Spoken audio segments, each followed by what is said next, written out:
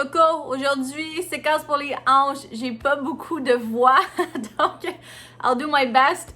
On a une autre séquence d'environ une dizaine de minutes avec les explications, une quinzaine de minutes. Vous allez avoir besoin d'une balle. Donc, beaucoup de demandes pour tout ce qui est relâchement de hanches, de psoas. Donc, la balle, en fait, ce qui est important de comprendre quand vous avez des tensions au niveau des psoas et des fléchisseurs de hanches, je ferai pas ça avec vous aujourd'hui parce que vous avez besoin des nouveaux jouets comme des ballons, des choses comme ça.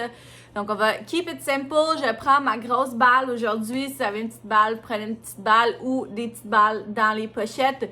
Si jamais vous avez besoin de vous procurer, vous aimeriez vous procurer des balles, le lien va être dans la description du vidéo. Donc, c'est parti les petits cocos. On va aller se créer un petit peu d'espace. Donc, on a 5 mouvements qu'on va répéter de chaque côté de la hanche. Hey, c'est parti! Je nous ai même mis un petit timer. Donc, alright, donc vous allez prendre la balle, on va venir créer un petit peu d'espace en arrière. Donc au niveau du sacrum, je me dépose sur ma balle, fesse droite. Donc je vais prendre le temps de me déposer. C'est important quand ça pince en avant, souvent c'est qu'il n'y a pas d'espace pour que ça recule en arrière. Donc super important si vous avez des tensions à l'intérieur de la hanche, de venir travailler l'aspect postérieur de votre fesse. Donc étirement de fessier, balle à la fesse. Vous allez pouvoir vous rouler du haut vers le bas sur votre balle. Si jamais c'est trop sensible, vous pouvez le faire au mur. Donc, toujours une bonne option. Le mur. Ensuite, on va pouvoir aller côté-côté. Donc, je pivote sur ma balle. On va sur la portion extérieure de ma fesse. Je cherche mes petits sweet spots. Peut-être un petit peu plus haut, peut-être un petit peu plus bas. Puis je vais ramener mon genou vers mon épaule.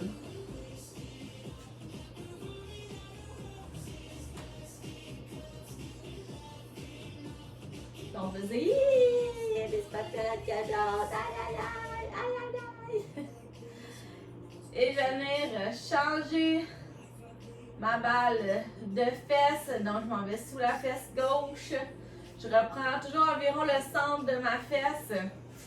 Je me dépose et je vais juste voir qu'est-ce qu'il y a comme tension. Et on recommence à 30 minutes, donc du haut vers le bas. Il n'y a rien qui vous empêche d'en faire un petit peu plus qu'une minute. Ok, on s'est mis un petit minimum. 5 mouvements chaque côté. Super. Ensuite, on tourne, on pivote sur le côté. Si jamais vous avez des spots qui sont vraiment tight, vous pouvez toujours aller contracter, activer la fesse et relâcher par la suite. Ça permet au corps de se laisser aller dans la balle.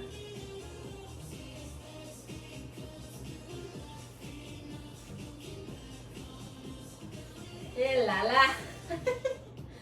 Donc, surtout les journées post-vélo pour les triathlètes qui écoutent ou les cyclistes. Super bonne séquence et je vais pouvoir amener mon genou vers mon épaule.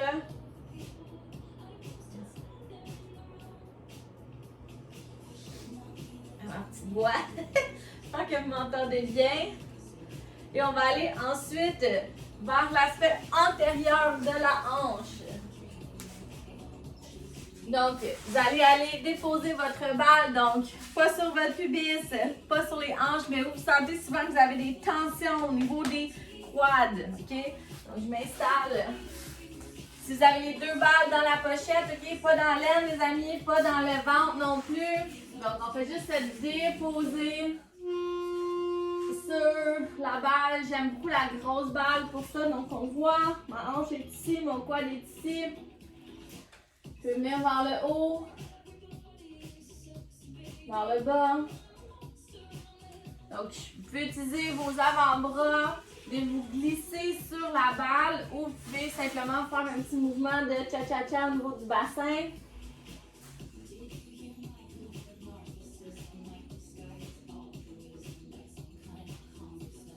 Alright, on va se déplacer. Sur le côté, donc on veut passer dans le sens contraire des fibres maintenant. Je sais que vous faites peut-être ça avec votre rouleau. Je vais juste vous dire que si vous faites avec votre rouleau va toujours aller sur la corde la plus tendue. Donc, plus difficile d'aller faire de la différenciation entre les fibres musculaires. Donc, c'est pour ça que les bases sont intéressantes. Je peux aller travailler, exemple, mon droit le droit de la cuisse sans aller nécessairement par rapport aux autres quadriceps ou à mon tenseur de la bandelette. Donc là, vous voyez, j'ai déplacé ma balle de l'extérieur vers l'intérieur parce que je sentais que j'avais plus de tension dans cette région-là. Et on déplace la balle de l'autre côté. J'ai déjà terminé ma petite minute. Donc, je m'installe, même chose, balle sous la hanche. Je peux me déposer au sol. Donc, plus ou moins longtemps, ben au moins plus, là, moins qu'une minute, c'est plus qu'une petite vite, mettons là. Ok, donc j'ai oublié de vous mentionner pour la suite, si vous avez les petites rotules sensibles, on va faire des choses à genoux, donc peut-être prévoir un petit coussin ou une petite serviette. Je vais mettre ça sur pause. Allez, du haut vers le bas. Donc encore là, on va voir où sont les zones de tension. Et là là. C'est pas les zones qui manquent, hein? Donc, vous pouvez aussi venir ajouter une petite flexion au niveau du genou. Donc, on ajoute de la tension, on reste à la même place et j'ajoute ma flexion au niveau de mon genou. Ouais, il me reste un petit 2 secondes. Ça passe vite quand même une minute, hein? Et ensuite, je vais venir à genoux, donc travailler ce que j'appelle mon chevalier three-way. Donc, je me mets à genoux, je vais mettre mon pied gauche en avant. Je vais m'assurer dans tous mes étirements de fléchisseur de hanche de la position de mon bassin. Donc, je veux vraiment que mon bassin soit en position neutre. Et là, on devrait déjà sentir un étirement au niveau des quadriceps. Je vais utiliser mes bras pour créer encore plus d'étirements, mais je veux toujours garder ça ici. Okay? Donc, les bras vers le haut. Et là, je peux venir respirer donc dans mon abdomen. Flexion du genou apporte plus de tension au niveau des quadriceps. Hein, c'est pas votre psoas ne traverse pas votre genou. Donc, je vais respirer ici. Puis ensuite, ce que je vais faire, c'est que je vais venir m'incliner sur le côté. Donc, je monte la vue sur le côté, ici. Donc, je ne veux pas faire ça ici, je garde, je maintiens ma position et je vais simplement incliner le haut, ici. Okay? Donc, je n'ai pas changé d'axe de mouvement ici. Et je reviens. Donc, on y va en aller-retour. Je peux contracter mon fessier à droite sur ma jambe qui est au sol, en arrière. Donc, pas ça. Je maintiens mes composantes et je vais venir sur le côté, side bend. Et on va refaire une dernière fois. On va y aller vers le haut. Et on essaie toujours de rester square, donc ceux qui ont fait le tri-fit, les hanches et les côtes. Okay? Dernière fois, les bras vers le haut et on va changer pour aller faire l'autre côté. Je vous répète, c'est toujours intéressant de faire un test avant-après pour savoir si vous êtes efficace, si vous avez vraiment réellement changé quelque chose. Donc, je mets ma jambe droite en avant, le pied, le genou et la hanche dans le même axe. Je ne veux pas déhancher comme ça non plus ici. Donc, je m'assure que mon genou, ma hanche également est en ligne et on repart. On vient rechercher notre bascule postérieure du bassin, notre alignement et on va lever les bras. Donc, je n'ouvre pas nécessairement les côtes, c'est vraiment juste, je vais chercher tout ce qui est tension au niveau de la chaîne antérieure ici. Et je maintiens ma contraction de fessier. Je me tourne sur le côté pour vous montrer la ligne que je veux garder. Donc, ligne, côte, hanche, genou. Vers le haut. Et on va aller sur le côté. Donc, je maintiens ma ligne et j'incline. J'aime bien l'analogie de la toast dans le toaster. Donc, si vous imaginez que vous êtes la toast et les grilles de chaque côté, vous ne voulez pas aller vous brûler sur votre grille. On reste aligné. J'incline à droite. J'incline à gauche. Donc, théoriquement, il devrait avoir un petit peu plus d'étirement dans la flexion latérale de l'autre côté, mais à chacun son corps, n'est-ce pas? Donc, je maintiens ma contraction de fessier. J'incline. Super.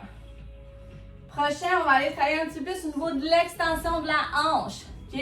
Donc, on va garder la même position, change de jambe. Mais je vais à ce moment-là aller en extension de la hanche. Donc, la différence ici est que je veux que ma hanche est en arrière de mon thorax, mais bien la même ligne. Donc, un étirement de psoas, ce n'est pas ça. C'est beau sur les Instagram. Doesn't stretch the psoas really.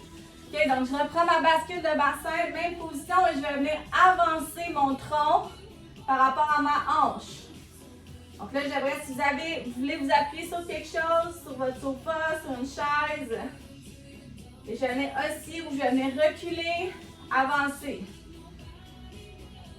Okay, donc des bases importantes dans vos étirements. Donc on voit que la ligne demeure ici et se prolonge dans le genou. Complètement différent de ça ici. Okay. Donc prenez le temps de venir vous installer. Si vous avez des fois des pincements au niveau de la hanche, allez pas dans vos pincements. On veut vraiment juste venir créer de l'espace en extension de la hanche. Votre psoas fait de la flexion de hanche, entre autres. Donc c'est ce qu'on va aller chercher. Une dernière fois, guys. Donc je respecte mes limites. C'est pas nécessaire d'aller pousser dedans. Votre extension de hanche, flexibilité au niveau des quadriceps, hyper important dans votre santé générale au niveau de la hanche et aussi dans votre course à pied. Donc, si vous êtes quelqu'un qui courait beaucoup des genoux par l'avant et que vous n'avez pas votre fin de foulée, hyper important, vous n'avez peut-être juste pas d'extension de hanche non plus. Je change de côté, je reprends ma position. J'ai la voix qui brûle. Ça brûle, ça brûle. Donc, ma bascule postérieure de bassin et je vais venir avancer. Puis observez aussi s'il y a un côté qui est plus raide que l'autre.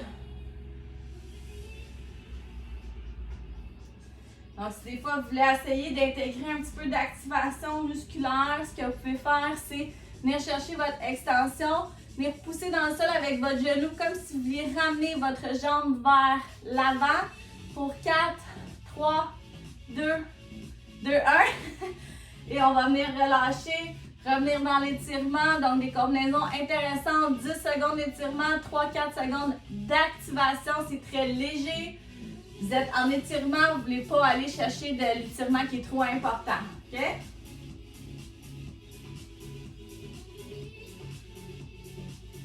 OK. Et je vais revenir activer, je pousse dans le genou pour aller chercher ma flexion de hanche. Donc c'est le mouvement que j'imagine faire mais que je ne fais pas.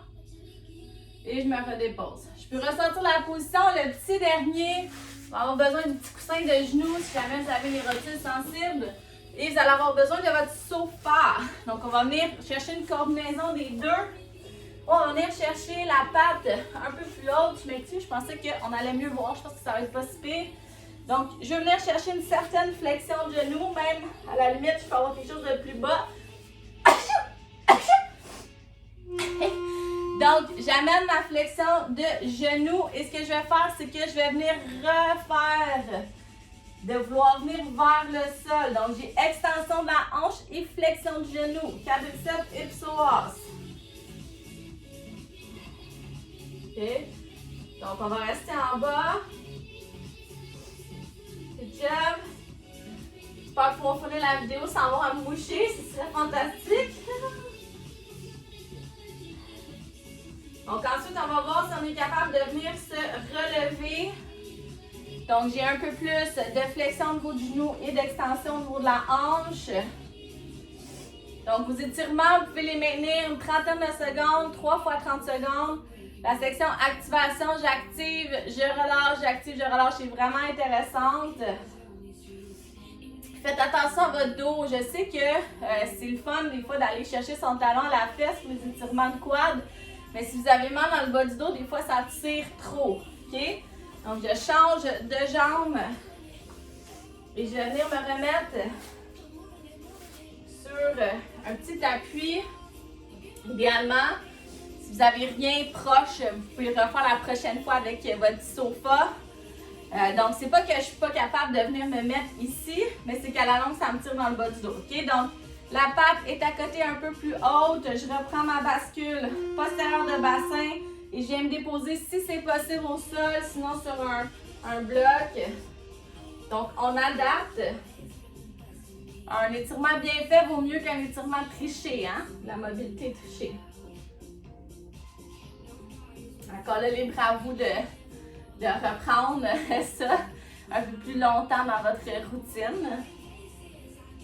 Mais surtout si vous êtes des travailleurs de bureau, c'est hyper important, OK? Vous êtes assis longtemps, là, vous avez besoin de courir, vous faites votre vélo.